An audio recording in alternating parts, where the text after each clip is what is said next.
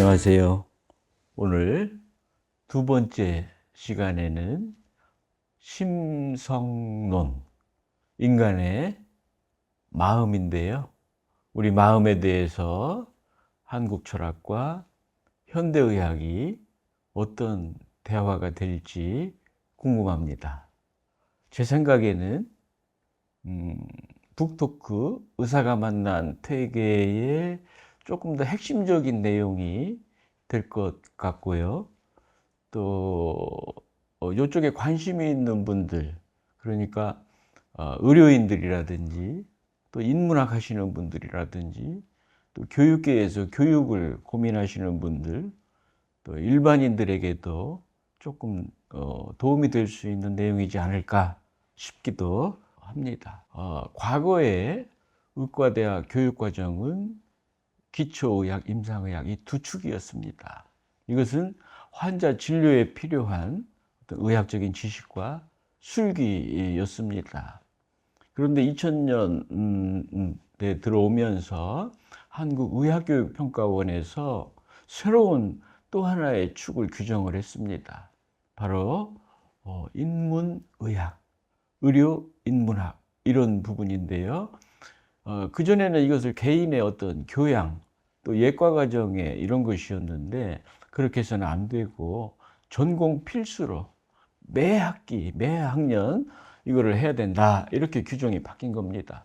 그래서 이제 의과대학 교수들이 모여서 고민도 하고 워크숍도 열고 막 이렇게 고민을 해 나가기도 했는데요. 어쩌다가 저는 또 저희 대학에서 이 과정을 또 총책임을 맡기도 했습니다.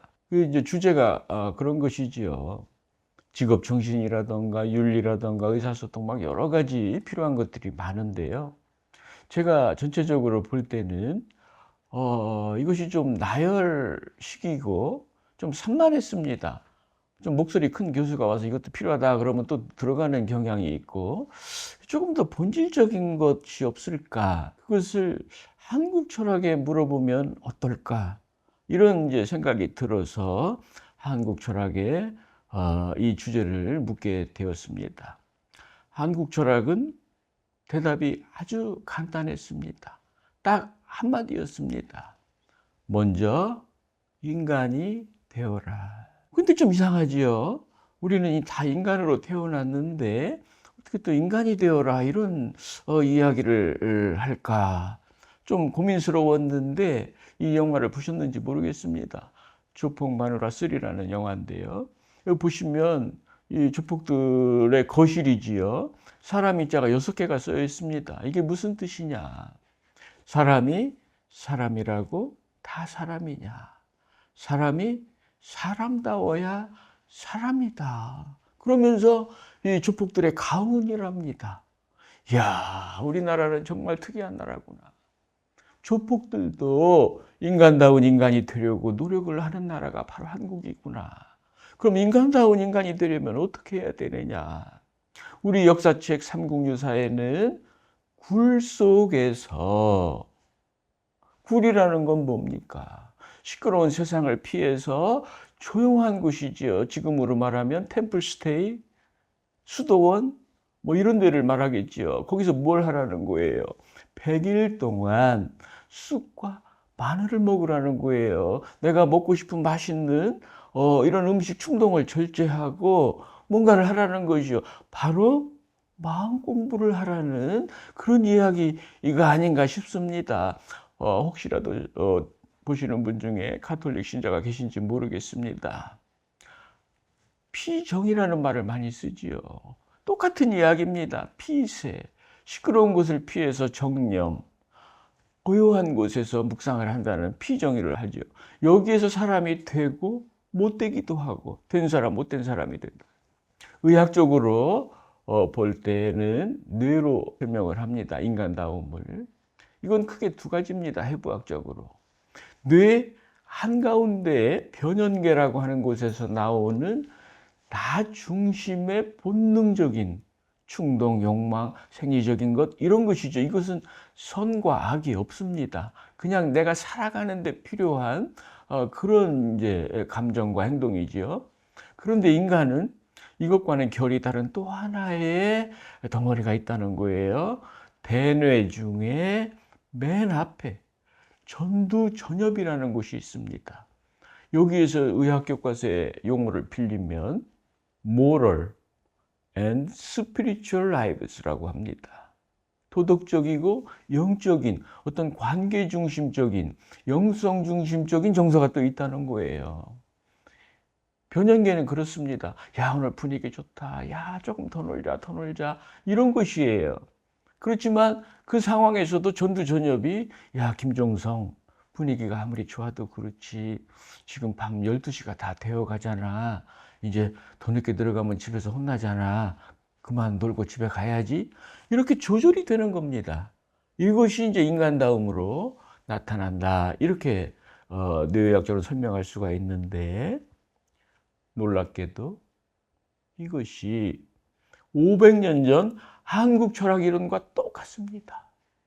이건 율곡전서인데요. 우리 삶의 모습은 두 가지로 표출이 된다.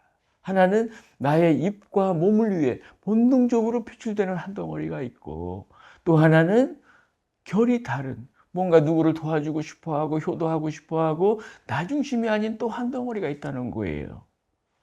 서로 전혀 다른 학문인데 연구 방법도 전혀 다른데 어쩌면 이렇게 같은 맥락으로 가고 있을까 좀 신기하기도 합니다.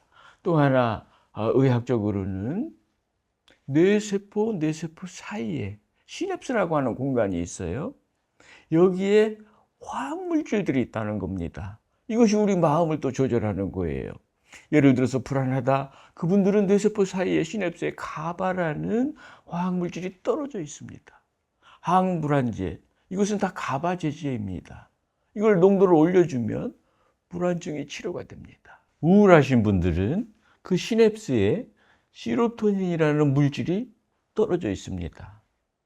항우울제는 전부 이 시로토닌 제제입니다. 이걸 올려주면 우울증이 치료가 됩니다. 또 도파민이라는 물질은 아주 쾌감을 느끼는 그런 물질이 되고요. 오피오이드는 아주 황홀감인데요. 마약 같은 거 했을 때 분비되는 화학물질입니다. 제가 전공한 이 술, 이것은 이 네 가지를 다 분비합니다. 그러니 얼마나 술이 맛있겠습니까? 또 먹고 싶은 이런 생각이 들기도 하지요. 근데 여기서 이제 뇌 건강에 중요한 것이 이것입니다.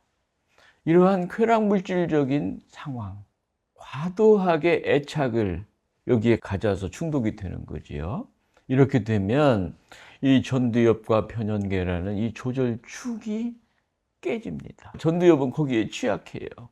그 대표적인 질병이 바로 이 논문에서 보시는 것처럼 만성 알코올 중독, 만성 마약 중독 환자분들입니다. 이분들의 뇌를 MRI로, 기능적 MRI로 찍어보면 이쪽 전두엽이 잘 작동되지 않는 약해진 것을 눈으로 볼 수가 있는 겁니다. 그런데 이 사회에는 마약 중독, 알코올 중독도 아닌데 이 전두엽이 잘 작동되지 않는 분들이 더러 눈에 띕니다. 길거리에서 운전을 하고 갈 때 아무도 내 앞에는 못 들어와요. 양보운전 절대 안 하시는 분이 있어요. 나 중심으로만 사시는 분, 변형계 중심으로 사시는 분이 있어요. 왜 그럴까? 저분들은 알코올 중독도 아닌데 어떤 쾌락 물질이 저렇게 전두엽을 약하게 만들었을까? 이것은 한국만의 문제가 아닙니다. 글로벌한 문제입니다. 전 세계적으로 지난 수세기 동안 우리가 물질의 풍요를 위해서 달려오다 보니까 물질과 경쟁이라는 것을 도입을 하게 된 것이지요. 현대사회에서 물질과 경쟁 꼭 필요한 것일 수 있습니다. 물질 없이 어떻게 삽니까? 그렇지만 그것은 삶의 목표가 아니다. 수단일 뿐이다. 거기에 끌려가기 시작하면 의학적으로는 뇌가 건강해지지 못한다. 이런 이야기를 드릴 수 있겠죠. 그림에서 보시는 것처럼 해부학적으로 인간은 이렇게 전두엽이 큽니다. 이걸 가지고만 있다고 해서 인간다운 인간은 아니다. 이 전두엽이 잘 기능을 할 때 인간다운 인간이지, 그렇지 않으면 금수라고 비난을 받을 수도 있습니다. 그렇지만 현대사회가 그렇게 호락호락하지는 않아요. 삶의 가치적인 부분이 많이 저하가 되고 물질과 경쟁이 중요시다 보니까 전두엽에는 조금 불리하다고 할까요? 그런 상황인 것도 같습니다. 6개월짜리 애기들 뭘 알겠습니까? 말도 못하고 교육도 안 받고 아무것도 모릅니다. 그 애기들 앞에서 실험을 합니다. 두 사람이. 한 사람은 그 애기들이 좋아할 만한 인형을 아주 도와줘요. 아이고 인형아 이쁘지 이쁘지 이쁘다. 한 사람은 그 인형을 막 못 살게 그럽니다. 막 집어 던지고. 이런 장면을 6개월짜리 애기들이 본 거예요. 그리고 이 두 사람이 애기들한테 가서 애기들아 나한테 와라 이렇게 하니까 6개월짜리 애기들이 전부 착한 사람한테 가더라. 아무것도 아직 안 배운 아기들이. 1년 6개월짜리 아기들 앞에서도 마찬가지입니다. 볼펜을 떨어뜨려요. 지우개를 떨어뜨려요. 도와달라고는 안 합니다. 아이고 어떡하나 어떡하나. 모든 애기들이 일어나서 주워주더라. 인간이 타인을 도와주는 선한 행동의 이면에는 내 마음이 편해지기 위해서라는 이기적인 목적이 숨어 있다라고까지 생각을 했었는데 그게 전혀 아니라는 거지요. 아무런 이기적인 목적이 없이 그냥 타고난 본성이다. 우리가 태어날 때 팔다리를 갖고 태어나는 것처럼 선한 뇌회로가 장착이 되어 있다는 겁니다. 이것이 놀랍게도 2500년 전의 동양 이론입니다. 맹자지요. 선한 삶의 모습이 있는 것은 팔다리가 있는 것과 같다. 우리가 태어날 때 내면에 간직한 이 선한 요소가 우리 일상에 잘 표출이 될 때 우리는 아름다운 삶이라고 이야기를 할 수가 있는데 의학은 바로 뇌가 건강해야 이렇게 된다고 이야기를 하고 있고 철학은 인성이 건강하게 표출이 돼야 된다. 종교는 조금 더 다른 용어를 써요. 영성이 건강해야 이렇게 된다라고 이야기를 하고 있습니다. 언어는 다르지만 같은 맥락이라고 생각을 합니다. 이걸 방해하는 게 뭐냐? 현대의학은 그걸 밝혀낸 겁니다. 도파민, 오피오이드 이런 쾌락 물질이라는 거예요. 그럼 이게 작동이 잘 안 된다는 거죠. 이건 철학도 마찬가지입니다. 한국 철학. 무력 때문에 인간의 선한 본성이 가려져 버린다. 종교도 마찬가지입니다. 욕심이 잉태한 즉 죄를 낳고 죄가 장사한 즉 사망을 낳느니라. 이때의 사망은 피지컬 데스, 육체적인 사망이 아니라 스피리추얼 데스, 영적인 사망, 인간으로서의 사망, 금수와 같이 된다는 그런 이야기가 아닌가 싶습니다. 휴지를 버리지 않는 아름다운 모습도 두 가지라고 생각을 합니다. 하나는 내가 이걸 여기다 휴지를 버리면 CCTV가 나를 찍어. 거기 걸리면 안 돼. 여기 걸리면 벌금이 3만 원인가? 그거 버리면 안 돼. 이래서 안 버리는 사람이 있고 또 한 사람은 CCTV도 모르고 그런 법도 모르고 아무것도 몰라요.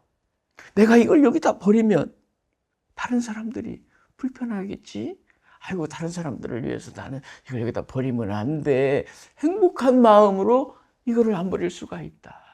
우리가 원하는 무언가 아름다운 모습, 가치관, 리더십, 직업정신, 의사소통 이런 아름다운 모습은 어디에서 비롯하는 게 바람직하냐. 한국 철학은 분명하게 이야기를 합니다. 내면의 선한 본성이 발하여 외면의 정으로 표출되는 것이 바람직한 것이다. 그러니까 중요한 것은 내면의 성입니다. 그런데 이걸 중요시하지 않고 드러나는 정만 통제를 한다? 이거는 법이지요. 그러다가는 법대로 해. 법은 무슨 법? 당신은 인간이 안 돼 있어. 막 이런 말도 나오고. 이런 사회가 되는 겁니다. 정말 중요한 것은 내면의 선한 성이다. 이것이 저는 언어는 다르지만 삶의 선한 등불이라고 생각을 합니다. 누구나 이걸 다 갖고 태어난다. 이 등불을 밝히지 않고 어둠 속에서 살 수도 있습니다. 그러면 어디로 가는지도 모릅니다.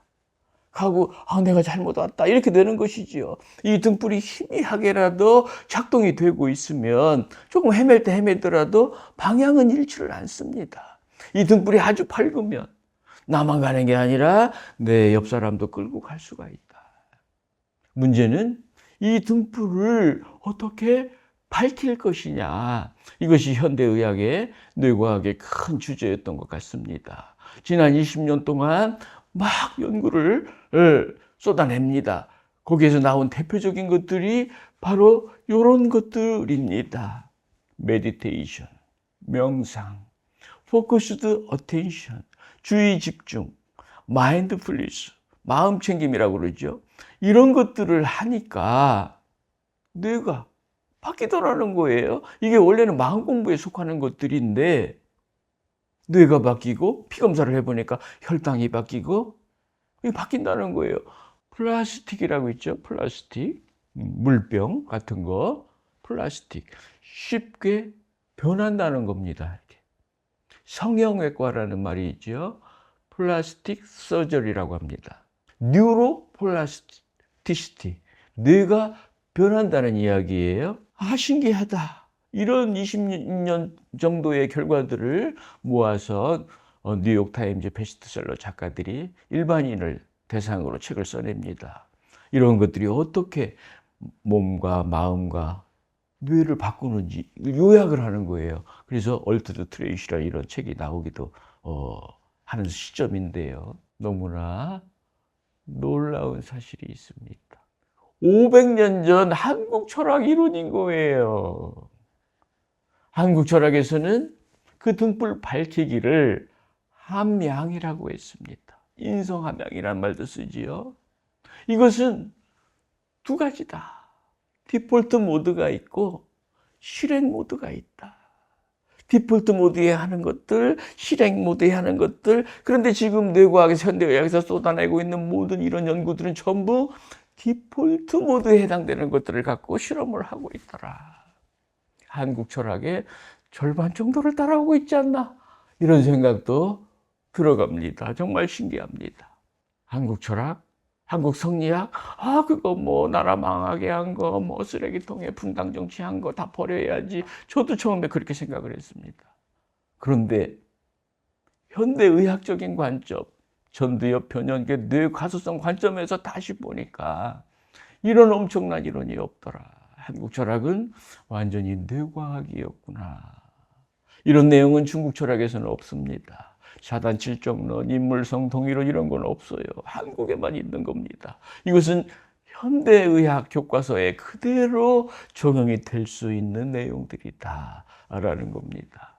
히포크라테스 선서인데요. 10가지죠. 앞에 나는 이렇게 착하게 살겠습니다 하고 마지막에 그거예요. 현대 히포크라테스 선서, My honor, 나의 명예를 걸고. 고대 선서는 뭐라고 썼냐면 마지막 거에 존경을 받을 수 있도록 해주소서 하는 기도문이에요. 명예와 존경을 최고의 삶의 가치로 저쪽에서는 삼았던 것 같습니다. 그런 흔적이 고대에도 있어요. 2500년 전에 그리스보다 군사력이 10배 이상 월등했던 페르시아가 전쟁을 해서 집니다. 왜? 그 당시 그리스 사람들은 명예를 중요시했던 사람들입니다. 그 올림픽 경기 죽을 힘을 다해서 마라톤을 뛰어서 우승한 그 사람에게 돈을 준 것이 아닙니다. 명예를 주었습니다. 머리에 뭘 씌워주었습니까? 월계관? 월계관 아니죠. 월계관은 아폴론 제전에서 씌워줬고요. 올림픽에서는 그리스에서 제일 흔한 나무, 올리브 나무를 꺾어서 씌워줬습니다. 명예를 중요시하는 사람은 이길 수가 없다. 그런데 한국은 또 다른 것 같아요. 13대 종손이랍니다. 아주 수백 년 동안 빛과 번쩍한 그런 가문이지요. 전답, 논, 수십만 평, 수백만 평, 종갓집 번쩍번쩍 엄청난 재산인데 그걸 다 이 종손이 노름으로 다 날립니다. 전부 다 날리는 거예요. 아들은 하나도 없고 딸 하나 외동딸인데 16살에 시집을 가야 되는데 노름으로 쫄딱 망해서 아무것도 살 수가 없었습니다. 다행히 사돈될 집에서 넉넉히 살았어요. 그래서 뒤로 혼수 비용을 넉넉하게 보내줍니다. 이 종손이 그걸 또 찾아내가지고 또 전부 노름으로 날리는 거예요. 그래서 이 딸은 아무것도 못 사고 시집가는 날 옆집에서 쓰던 흑농을 하나 얻어가지고 싣고 갑니다. 시댁에서 보니까 얼마나 기분이 상했겠습니까? 혼수 비용을 그렇게 넉넉하게 보내줬는데 저런 놈을 갖다 태워라. 이 신부는 얼마나 마음이 그랬겠습니까? 아무 말도 못하고 우리 아버지 노놓고 평생을 이렇게 살았는데 1995년이지요. 나라에서 연락이 왔습니다. 당신이 유일한 혈육이니까 여기 와서 훈장을 받아가라. 가서 보니까 그 엄청난 돈이 전부 만주 독립군의 군자금으로 가 있더라. 그걸 문서가 발견되기 전까지는 몰랐던 거예요. 한국은 다르다. 명예가 아니라 불명예, 노름꾼이라는 불명예도 상관이 없다는 거예요. 내 삶에서, 우리의 삶에서 명예와 존경이 왜 필요하냐. 아무도 알아주지 않아도 이거는 괜찮은 것이다.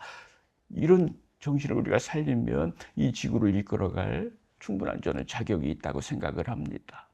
상당히 이 마음에 대한 심성론은 현대의학과 한국 철학이 굉장히 유사한 이론적인 틀을 갖고 있는데 서로가 서로를 몰라요.